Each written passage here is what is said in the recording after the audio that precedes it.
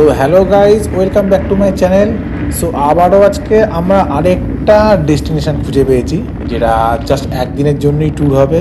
একদিনে বলা ভুল, তার থেকে কমের মধ্যে। আর ভীষণ ভীষণ ভীষণ স্বল্প বাজেটে, মানে খুবই লো কস্টিংয়ের মধ্যে আপনারা এই জায়গাটা যেতে পারবেন। তো আমি প্রথমে বলবো না জায়গাটার নাম, কারণ জায়গার নাম বলতে আপনার ইন্টারেস্টিংটা থাকবে না ব্যাপারটা, এটা সাসপেন্স রাখি। এবং আপনারা রোডটার সাথে ভিউটা এনজয় করুন, কীভাবে যাচ্ছি, কোথায় যাচ্ছি। এটা হচ্ছে আমাদের সবার পরিচিত কল্যাণী এক্সপ্রেসওয়ে, যেটা নতুনভাবে আপগ্রেড করা হয়েছে। ঠিক আছে, এটা আমাদের ফ্লাইওভার ব্রিজ। সো দেখতে পাচ্ছেন রাস্তাটা ভীষণ সুন্দর। কেনই বা সুন্দর হবে না, নতুন তৈরি হয়েছে, অবভিয়াসলি সুন্দর হবে। আর কল্যাণী যারা ভালো মতো চেনে তারা তো জানে কল্যাণীর ভিউ তো এক্সিলেন্ট, মানে টপ নচ বলতে গেলে। সেটা নিয়ে আলাদা করে প্রসঙ্গ কিছুই বলার নেই। সো আপাতত আমরা লোকেশনটা কীভাবে যাচ্ছি একটু তার সম্বন্ধে ছোট্ট করে ডিটেলস আমি দিয়ে দেবো, যাতে আপনার যেতে সুবিধা হয়। আর আমার কল্যাণের সারাউন্ডিং 40 to 50 কিলোমিটার্সের যারা পাবলিক রয়েছেন তারা তো ডেফিনেটলি চিনতে পেরে যাবেন। ঠিক আছে, তো সময় নষ্ট করব না, ভিডিওটার সাথে এনজয় করুন। আর রাস্তাঘাটটা দেখতেই পাচ্ছেন।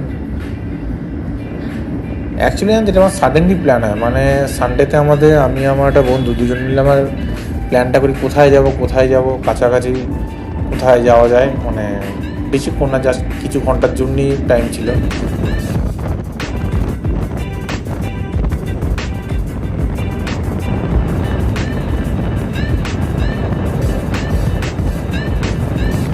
তো প্ল্যান ছিল না যে ব্লগ করব, তো হঠাৎ করে ও বলে যে যখন যাচ্ছিস তাহলে একটা ব্লগ না হয়ে যাক। হ্যাঁ, আইডিয়াটা তো মন্দ নয়, ভালোই বলেছিস, ব্লগটা তো করাই যায়।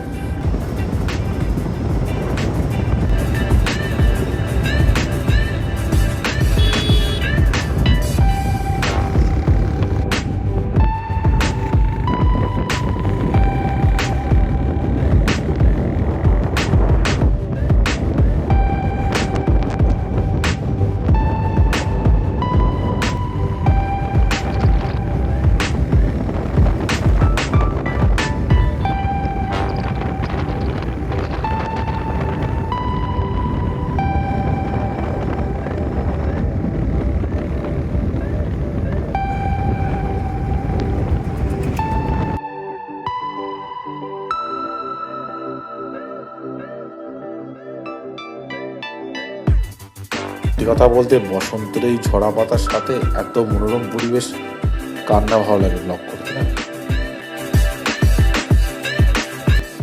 তো আমরা হাইওয়ে এক্সপ্রেসটা ক্রস করে জাস্ট আমরা ডান দিক, মানে আপনারা যারা এক্সপ্রেসওয়ে দিয়ে আসবেন থ্রু যে ডান দিক দিয়ে নেমে আমরা ব্যান্ডেল চার্চের দিকে এগোবো।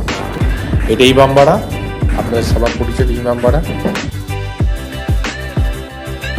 কিন্তু ভাববেন না কিন্তু ব্যান্ডেজ চার্চের জন্য এটা ভিডিওটা করছি। ব্যান্ডেজ চার্চ তো কমন ম্যাটার, সবাই জানেন ব্যান্ডেজ, বা এটা ব্যান্ডেজ চার্চ নয়, এটা আরেকটা তারও ইন্টারেস্টিং জায়গা। এই দেখেছেন অ্যাকচুয়ালি, মানে আমরা এখানে শ্যুটটা করতে ফার্স্ট টার্গেট ছিল যেখানে শ্যুট করে দেন আমার নেক্সট শ্যুটটা করবো, তা সাডেনলি দেখি এখানে পুলিশ চেক দিয়ে দেয়। অ্যাকচুয়ালি আমাদের দুজনে হেলমেট ছিল, ঠিক আছে, বাট যে গাড়ি চালাচ্ছিল ওর লাইসেন্সটা একটু হারিয়ে যায়, তো সেই রিজন আমরা দাঁড়াতে পারিনি। অ্যাকচুয়ালি ওই স্পটেই ভেবেছিলাম শ্যুটটা করবো, ফার্স্ট শ্যুট করে সেকেন্ড শ্যুটটা আমরা আলাদা লোকেশনে করবো, বাট শ্যুটটা করতে পারলাম না ওখানে। এনিওয়ে, যেটা সেকেন্ড সাসপেন্স ছিল সেই জায়গাটা এনজয় করবো। Look at this view guys, just ভিউটা তো অসাধারণ জায়গা, মানে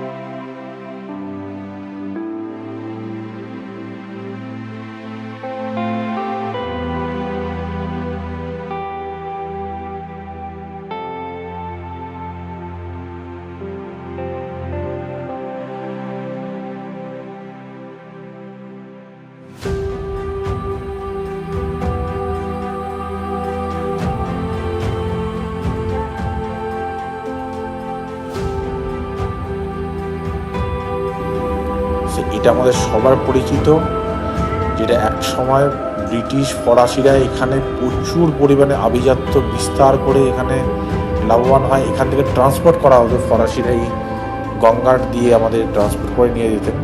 এটা হচ্ছে আমাদের সবার পরিচয় চন্দননগর গেট।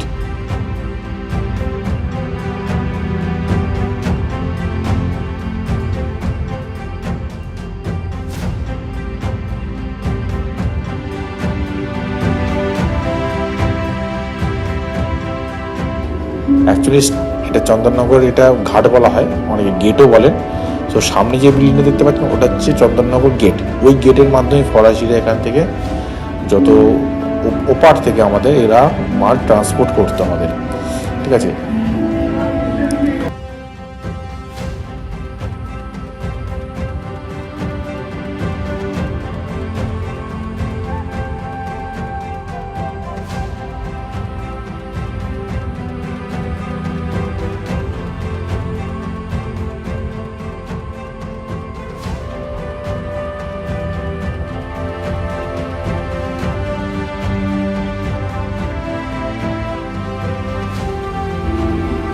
তো বাণিজ্যিক কেন্দ্রের মাধ্যমে চন্দন কাঠ আমাদের বিদেশে প্রচুর পরিমাণে সাপ্লাই হতো, সেই জন্যই নাম দেওয়া হয় চন্দননগর। তার সাথে সাথে আবার অনেকে বলেন চণ্ডীদেবীর মন্দির থাকার জন্য নাকি জায়গার নাম লিখে অনেকে চন্দননগর দিয়ে থাকেন। তো আমরা আপাতত এই দুটো বেস করেই আমরা ধরে চলতে পারি কেন চন্দননগর নামকরণ করা হয়েছে।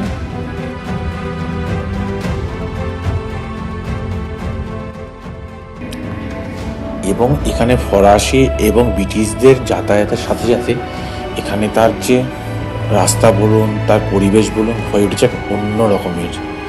এখানে আসলে আপনারা বুঝতে পারবেন যেন আপনারা কোনো একটা বৈদেশিক শহরে এখানে এসে আপনারা হয়তো উপস্থিত রয়েছেন। তো যাই হোক, আর বেশি কথা না বাড়িয়ে আমি সামনে কিছু ডেসক্রিপশন আপনাদের দিয়ে দিই। যারা কলকাতা থেকে আসবেন তাদের বাইকে আসতে গেলে 40 to 45 কিলোমিটার লাগবে, এবং যারা কৃষ্ণনগর বা রানাঘাট থেকে আসবেন তাদেরও মোটামুটি 40 থেকে 45 কিলোমিটারের মধ্যে অ্যারাউন্ড হয়ে যাবে। খুব ম্যাক্সিমাম 50 কিলোমিটার রাখতে পারে, তারও কম। আর এখানে আসতে গেলে আপনারা বাইকের সাথে সাথে ট্রেনেও আসতে পারবেন। ট্রেনে আসতে গেলে কী করে আসবেন, যারা কলকাতা থেকে আসবেন ডাইরেক্ট চন্দননগর স্টেশন, চোখ বন্ধ করে আপনার চন্দননগর স্টেশনে নেমে পড়বেন। নেমে বলবেন চন্দননগর ঘাট আসবেন। চন্দননগর ঘাট আসলেই ডাইরেক্ট আপনার টোটো, অটো সব ওখানে অ্যাভেলেবেল রয়েছে। আর শুধু ঘাট নয়, এখানে ঘাটের সাথে সাথে রয়েছে আরও অনেক কিছু দেখার জায়গা। চন্দননগরে রয়েছে নিজস্ব চার্চ মানে গির্জা, তার সাথে রয়েছে প্রচুর ধরনের রাজবাড়ি, যেটা আপনাদের এখানে বলে আমি একটা ভিডিওতে শেষ করতে পারবো না। এবং হ্যাঁ, তার সাথে আরও রয়েছে চন্দননগরে কিন্তু খাবার কিন্তু খেতে একদম ভুলবেন না। এখানে একদম সামনে এত নিত্য নতুন খাবার রয়েছে না, আপনাদের বলে বোঝাতে পারবো না। প্রায় 25 থেকে 30 রকমের ফুচকাই শুধু এখানে পাওয়া যায়, রকমারি ফুচকা। তবে এখানে জানেন, এখানে পান ফ্লেভার ফুচকা, চকলেট ফ্লেভারের ফুচকা, ঠিক আছে, এখানে ভিন্ন ভিন্ন আরও ক্যান্ডি ফ্লেভারের ফুচকাও পর্যন্ত এখানে পাওয়া যায়। আরও অনেক রকমের আছে রকমারি, সেগুলো আমি বলবো না, সেটা আপনারা আসবেন, ভিজিট করবেন এবং খাবেন।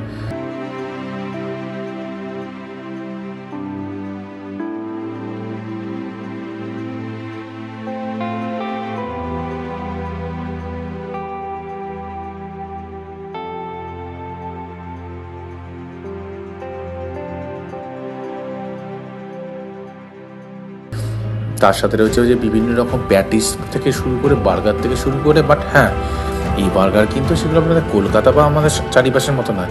এদের তৈরি করা প্রসেসটা একটু অন্যরকম টাইপের, কারণ আপনাদের তো আমি শুরুতেই বলেছি এখানে বৈদেশিক একটা ছোট্ট আবহাওয়া এখানে বয়ে চলেছে, যারা ওই সিস্টেমেটিক্যালি একটু মেনটেন এরা করে।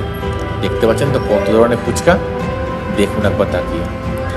আর সামনে দেখতে পাচ্ছেন ওটা কিন্তু ব্যান্ডেল চার্চ নয়, ওটা হচ্ছে চন্দননগর নিজস্ব চার্চ, ঠিক আছে। ওই চার্চটা আমি গেছিলাম, তো চার্চটা আমি ঢুকতে পারিনি কারণ চার্চটা তখন বন্ধ হয়ে যায়।